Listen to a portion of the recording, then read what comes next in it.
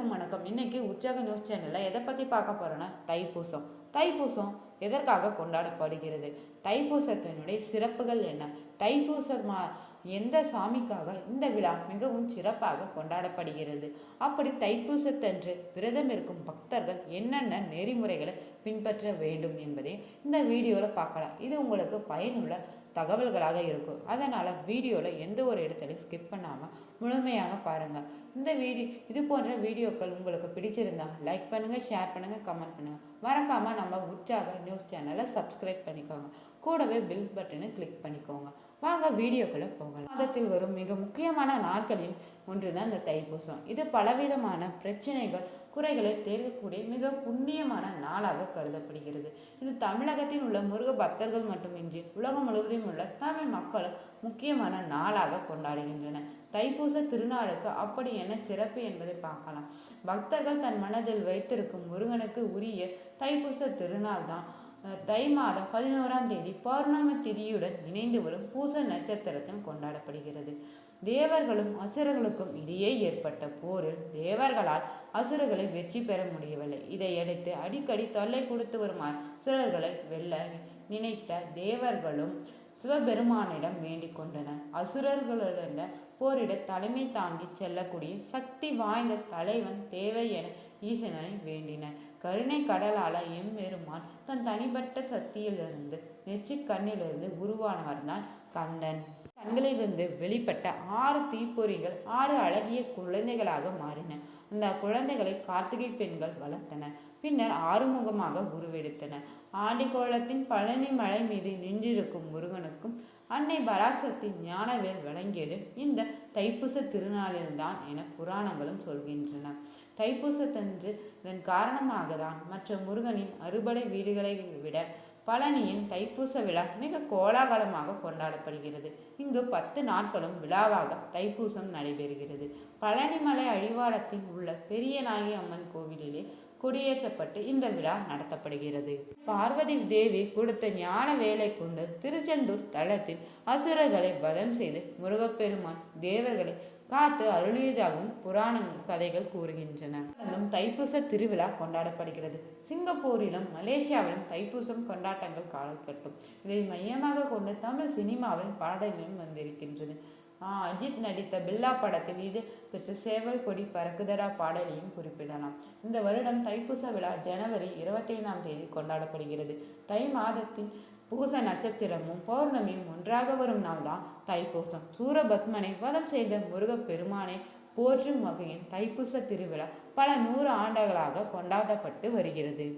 6 வீடுகளான மதுரை மாவட்டம் திருப்பரங்குன்றம் சுப்பிரமணிய சுவாமி கோயிலும், திருச்செந்தூர் சுப்பிரமணிய சுவாமி கோயில், பழனி தண்டாயுதபாணி சுவாமி கோயில், தஞ்சை சுவாமிநாத சுவாமி கோயில், திருத்தணி சுப்பிரமணிய சுவாமி கோயில், மதுரை பழமுதிர்ச்சோலை முருகன் கோயில் மற்றும் ஏராளம் முருகன் கோயில்களும் சிறப்புகள் பூஜைகளும் நடைபெறும். இந்த மத சாஸ்திரங்களின்படி முருகர் சூரபத்மன் என்ற கொடூரமான அரக்கனுடன் செய்தார். இதனை பின்னணியும் உண்டு. 3 பிசாசுகள் உலகை இரக்கமின்றி துன்புறுத்தி கொண்டிருந்தன. இதற்கு முடிகட்ட சிவபெருமானின் ஆற்றலை கொண்ட முருகப்பெருமான் தனது தாய் பார்வதி தேவியிடம் இருந்து வேல் ஒன்றை பெற்றார். அந்த வேல் தீமையை வெல்லும் சக்தியை உள்ளடக்கியது.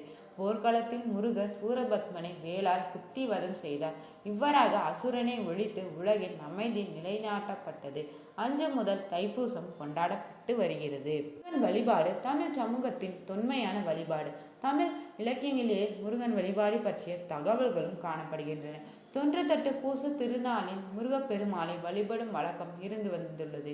பூச நாளின் வேலன் வெறியாட்டும் என்று முருக வழிபாடு ஆண் பெண் என்ற இருபாலரும் வேல் பிடித்து ஆடிய செய்திகளை சங்க தமிழ் தகவல்கள் கூறுகின்றன. அத்தகைய பழந்தமிழ் திருவிழாவான தைப்பூசத்தின் மகத்துவம் பற்றி அறியலாம். தைப்பூச தினத்தன்று மிகவும் சுபிட்சமான நாள் என்பது நம்பிக்கை. எனவே அன்று தொடங்கும் நல்ல காரியங்கள் எதுவானாலும் சிறந்த பலன்களை அள்ளித்தரும். பூச நாளில் கோயிலுக்கு செல்ல முடியாதவர்கள் வீட்டிலேயே உபவாசம் இருந்து முருகப்பெருமானை வழிபடலாம். முருகனின் புகழ் பாடும் பாடல்களை அன்று முழுவதும் பாடுவதும் சிறந்த பலன்களை அள்ளித்தரும். தைப்பூச நன்னாளில் வேல் வழிபாடு செய்வது மிகுந்த நன்மைகளை அளிக்கும் என்பார்கள். வீட்டில் வேல் வைத்து வழிபாடு செய்பவர்கள் பூச நாளில் மகா ருத்ர அபிஷேகம் செய்வது சிறந்தது. தைப்பூச நன்னாளில் திருப்புகழ் மகா மந்திர பூஜை, மகா ஸ்கந்த ஹோமம் போன்றவற்றை செய்வதும் கலந்து கொள்வதும் மன விருப்பங்களை நிறைவேற்ற உதவும் மகா மருந்துக்களாகும் என்பது ஆண்டோர்களுடைய வாக்காக உள்ளது. இந்தியா மட்டுமின்றி இலங்கை, சிங்கப்பூர், மலேசியா, மொரீஷியஸ், சுமித்ரா போன்ற தென்கிழக்கு ஆசிய பகுதிகளிலும், ஆஸ்திரேலியா, பிஜிப், தென்னாப்பிரிக்கா போன்ற பகுதிகளிலும் வெகு விமர்சையாக கொண்டாடப்படும் திருவிழாவாக தைப்பூச திருநாள் கொண்டாடப்படுகிறது. இரணியவர்மன் என்ற மன்னன் தில்லைப்பதியில் பல்வேறு திருத்தொண்டுகள் செய்து ஒரு தைப்பூச நன்னாளில் தான் ஈசனை நேருக்கு நேர் சந்தித்து பெரும்பேறு கொண்டான் என்றும் சொல்லப்படுகிறது. புகழ்பெற்ற காவடி சிந்து பாடல்களும் நடைப்பயண பழனிக்கு காவடி சுமந்து வந்த பக்தர்களால் பாடப்படும் பிரபலமானது என்பார்.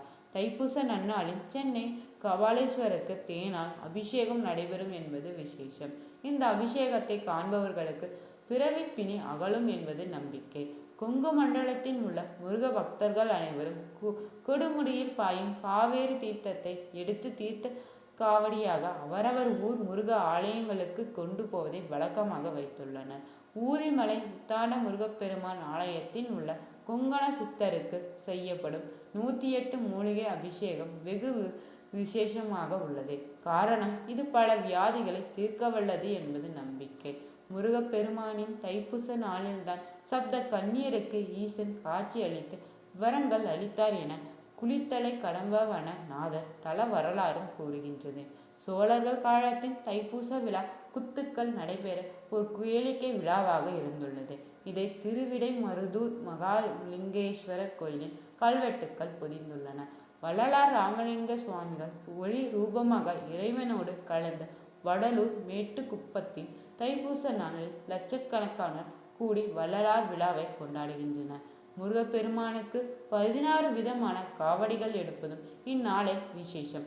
பால் காவடி, பன்னீர் காவடி, புஷ்ப காவடி, சர்க்கரை காவடி, தீர்த்த காவடி, பறவை காவடி, மச்ச காவடி, மயில் காவடி என ஒவ்வொரு காவடிக்கும் தனித்தனி பலன்கள் உண்டு என்பார்கள். முருகப்பெருமான் வள்ளியை மணந்தால் தெய்வானை அம்மை உடல் கொள்ள அதை முருகப்பெருமான் தீர்த்த நன்னாள் இது என்பதால் திருவூடல் விழா இந்நாளில் முருகப்பெருமான் ஆலயங்களில் சிறப்பாக நடைபெறுகிறது. மயிலன் விரலிமலை ஆலயங்களில் இந்நாளில் தோன்றும் முருகப்பெருமானின் மயில் வாகன சேவையை காண்பது பிறவி பிணியை தீர்க்கும் என்பார்கள். முருகப்பெருமானுக்கு உகந்த நாளான தைப்பூச திருநாளில் முருகன் குடியிருக்கும் கோயில்களுக்கு பாத யாத்திரை செல்வதும் காவடி சுமப்பதும் வேல் குத்துதல், அழகு குத்துதல் போன்ற நேர்த்தி கடன்களை செய்வதும் பக்தர்களின் வழக்கம். இந்நாளில் வேண்டி வழிபடும் அன்பர்கள் கல்வி, செல்வம், ஞானம் மூன்றிலும் சிறந்து விளங்குவார்கள் என்பார்கள். திருஞான சம்பந்தர் அங்கம் பூம்பாவையை திருப்பதிகம் பாடி உயிரோடு எழுப்பிய அற்புதம் நடைபெற்ற தைப்பூச நன்னாளில்தான். பூச நன்னாளில் புனித நீராடி ஈசனை பணிவது தென்னக மக்களின் வழக்கம் என்பதை பூசனம் புகுதும் புனலாடவே என்று பெருமையோடு கூறுகின்றனர் திருநாவுக்கரசர் பெருமான். பூச நட்சத்திரம் குரு பகவானுக்கு உரியது என்பார். அலமர் செல்வானார் தென்முக கடவுள் ஈசனுக்கே குருவாக அருளியவன் முருகப்பெருமான். எனவே இந்நாளில் முருகனை வழிபடுவது குருவின் அருளை பெற்றுத்தரும். வேறு வேலவன் வேறு அல்ல, பிரம்ம வித்யா என்று போற்றப்படும் ஞான வேலை குமரன் சக்தியிடம் பெற்ற நாளும் இந்நாளே.